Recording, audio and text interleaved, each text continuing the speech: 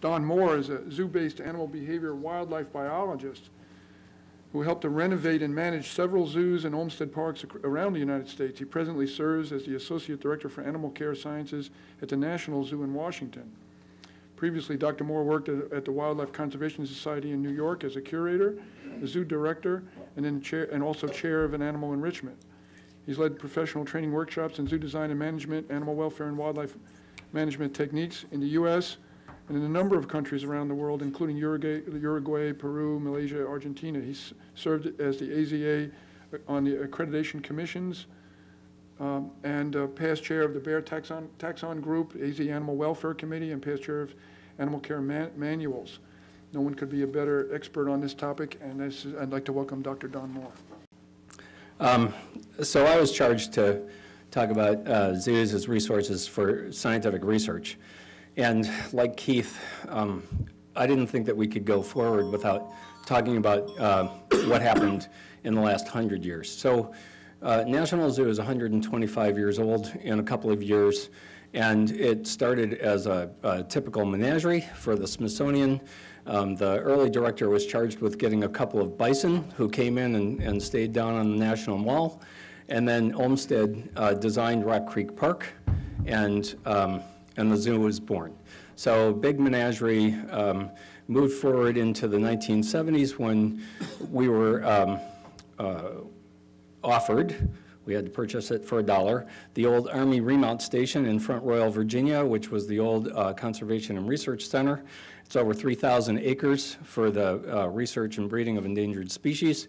And at about the same time, a little bit after that, Mike Robinson was the director. He came from the Smithsonian Tropical Research Institute as an ecologist and turned the zoo into what he called the biopark, and his signature exhibit is our Amazonia exhibit.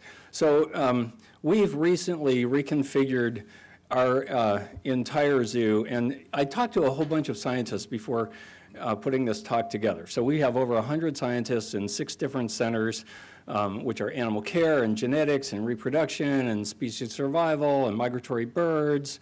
And these are very big centers. And they said, you know, we're all going to be working together a lot more. That's what they think, and we've grown. But every single one of them said, wow, look at our work in other countries. And we're all very, very optimistic, because after all, conservation takes an optimistic heart right to the core, right?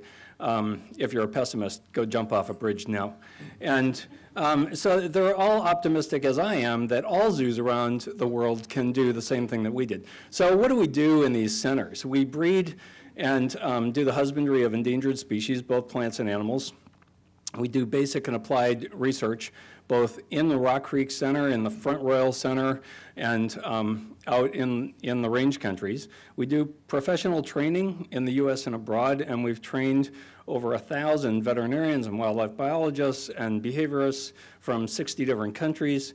We do environmental education, and we're putting in a new campus in conjunction with George Mason University so that we can educate undergrads over the next 50 to 100 years in conservation biology. We do biodiversity monitoring. We do reintroductions, and we're very successful at, for instance, golden lion tamarins and black-footed ferrets. And we do sustaining biodiversity. That's one of the core missions of Smithsonian. It was studying biodiversity, but that means that you can work in a natural history museum, go out and kill animals, study them, and be done.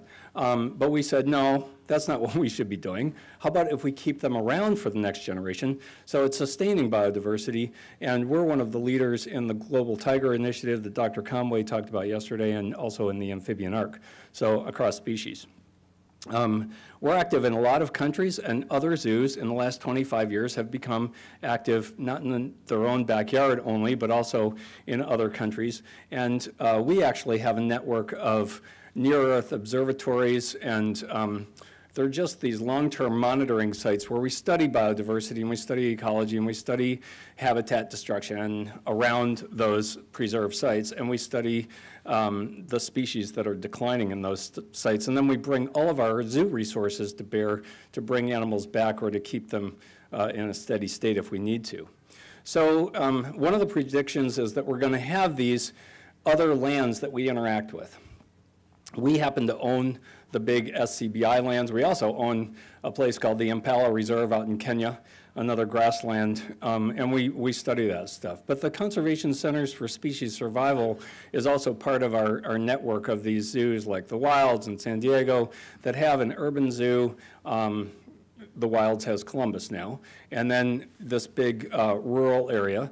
But if you don't have that, whether you're huge like WCS or small like the Grizzly and Wolf Discovery Center in Yellowstone, you can interact with the big national or state park next door. So when I was at WCS, we got into the woods and we looked for wood turtles. And why did the DEC want us to be looking for wood turtles? It was because we had the expertise of knowing wood turtle behavior, knowing how to handle wood turtles, knowing where they were going to hide in a very local spot, like they do in zoos, and handling them gently and humanely.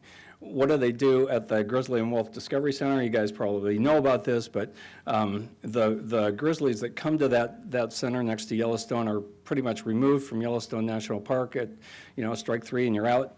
Instead of killing them, they put them into captivity. And the interagency grizzly team had a problem. As they closed the dumps down in the 1970s, the grizzlies started to have interactions with humans, and guess what? They go after trash. Big surprise. So you have to have bear-proof containers. Well, the interagency grizzly team designated the Grizzly Discovery Center to certify these containers, and they developed a rigorous testing method. What's that called? It's called enrichment.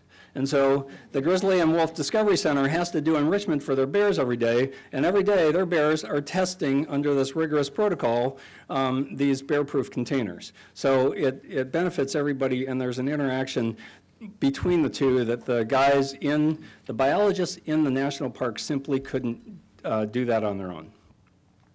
So I'm going to do a case study to kind of walk us through our last 100 years of the National Zoo, looking forward to the next 100 years. And I'm going to use elephants because one of our elephants happens to be near and dear to my heart. And this is about an elephant named Shanti, who was born in Sri Lanka in the 1970s and fell into a well.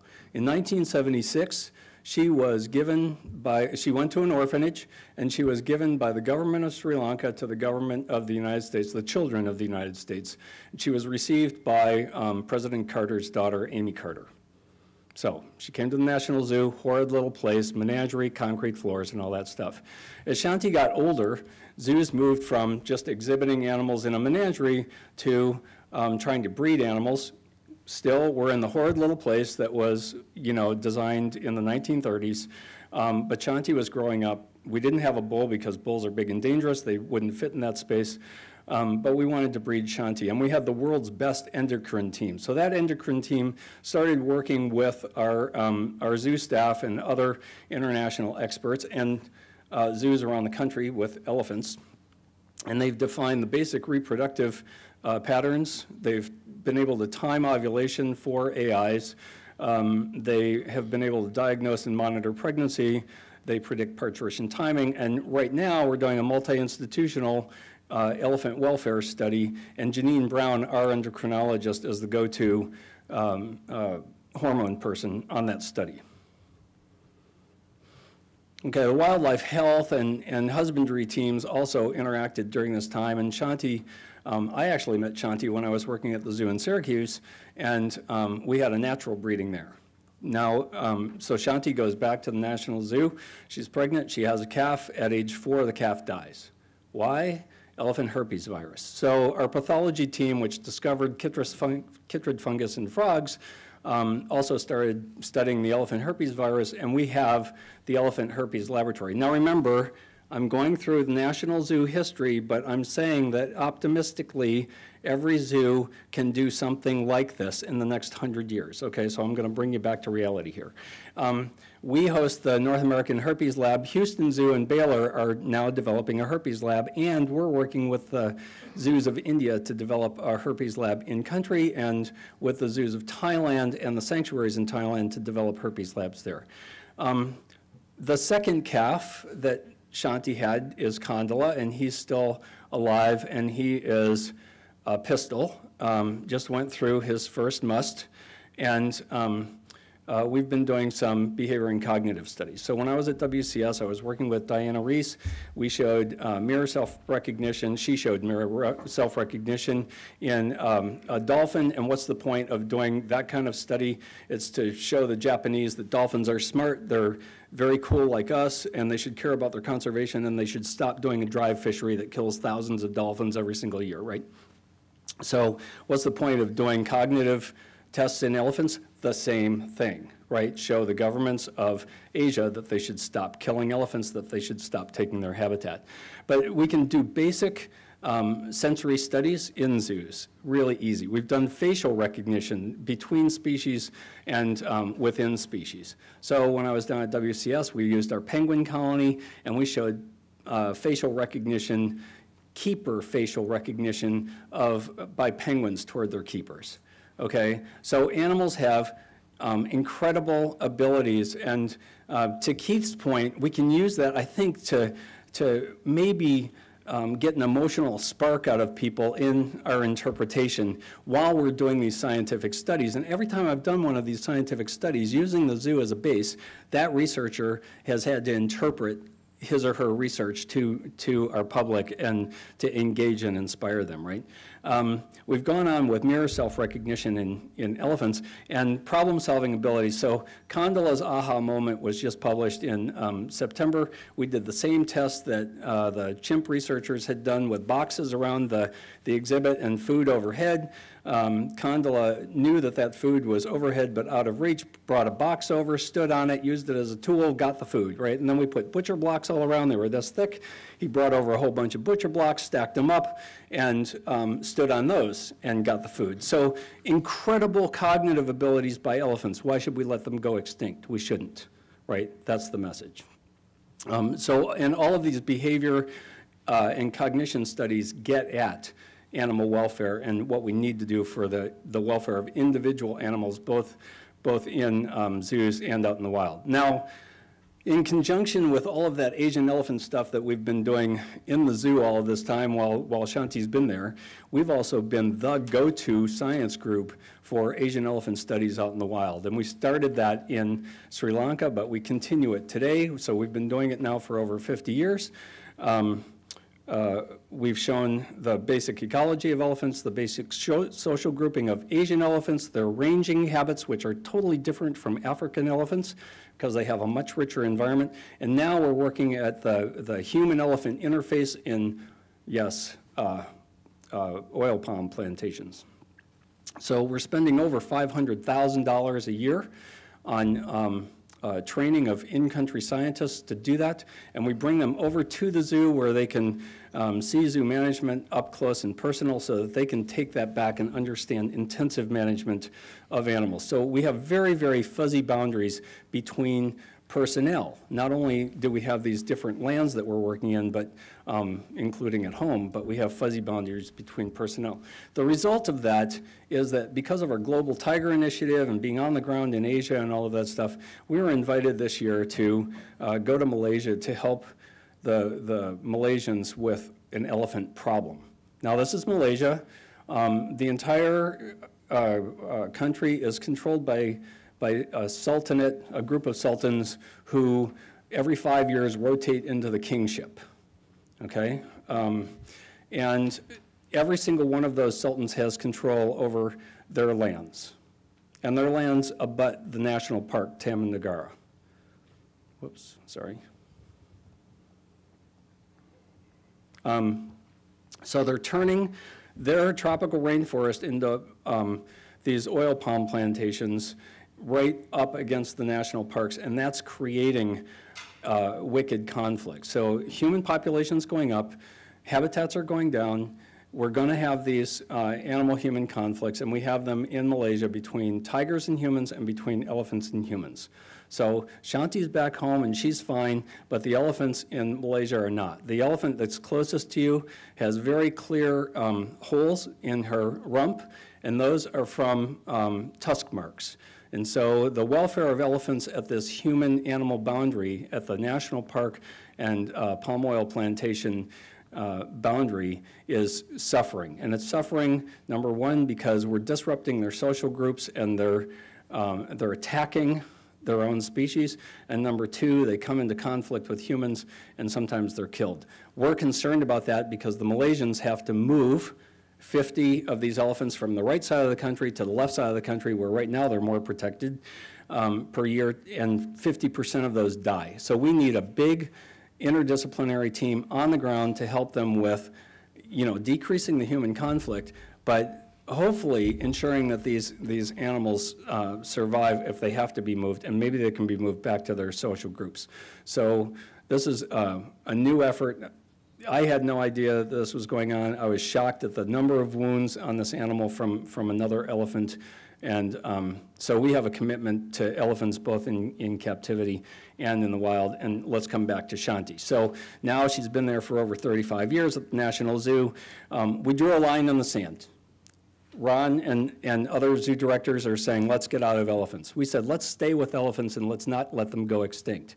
But you know what? We got out of black rhinos, white rhinos, giraffes, African elephants, pygmy hippos, which we were very, very successful breeding pygmy hippos for over 50 years, Nile hippos, and capybara to make room for Asian elephants and to continue the effort on Asian elephants. So one of our predictions for the next 100 years is everybody's going to get a lot more focused and, yes, decrease the number of species, but maybe give each species in the urban zoo more space. So that's what we're doing.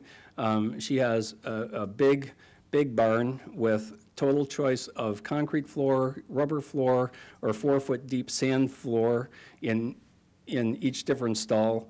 It's geothermal heated in the wintertime and geothermally cooled in the summertime. She has choice of shade or sun or water or yard out in the yards. And so there's choice for these animals that are in captivity. And we're unique. We're the National Zoo, so we're expecting more state gifts of elephants sometime in the future as these elephants get in trouble over in range countries. They either can give them to us as state gifts or they can kill them and eat them. I mean, it's a bad choice for animal welfare if the animals did. So going from Shanti back out to the rest of the zoo, we do have ambassador animals. The National Zoo uses the word ambassador animals because we're very unique. We're surrounded by embassies. Okay, so we have Japanese giant salamanders, we have Chinese giant pandas, we have Pacific Coast giant octopus. You can come and do a giants tour. And we have orangutans from Asia, we have elephants, and a lot of them are state gifts. But if we're going to engage and inspire the public with those animals, they need to have maximized welfare and they need to show natural behaviors. When I talked to all of these scientists from the National Zoo, who are National Zoo based, they said to a person, we couldn't do what we do out in the wild or in captivity without donor dollars from zoo-based donors or zoo-attending donors, because National Science Foundation and other governmental organizations are decreasing their funding. They have been, they will be, and the guys who are trying to get elected to Congress now want to decrease total funding in the United States even further. Our collaborations include, though, people with deeper pockets like the UN and the World Bank that have endangered species specific money and filters. We're very, very concerned with the growing human population and habitat destruction about all of the emerging diseases that we're seeing. So USAID has a huge program with the World Health Organization to help identify those, and we just started working with them and gained a veterinarian who's working in range countries only looking at animals that are coming into market or dying in urban areas to see what emerging diseases are coming out of there. The next major flu is probably coming out of the tropics somewhere. And oh, thank you. And of course, we're going to be working with university partners, and to do that, we need MOUs. So my prediction is, for the next 100 years, every zoo is going to have increased resources for their scientific mission. We're going to have more land. We're all going to have larger and more skilled interdisciplinary teams. We're going to have more science collaborations, and we're going to have significant amounts of donor money to sustain biodiversity. And I'm done. Thank you.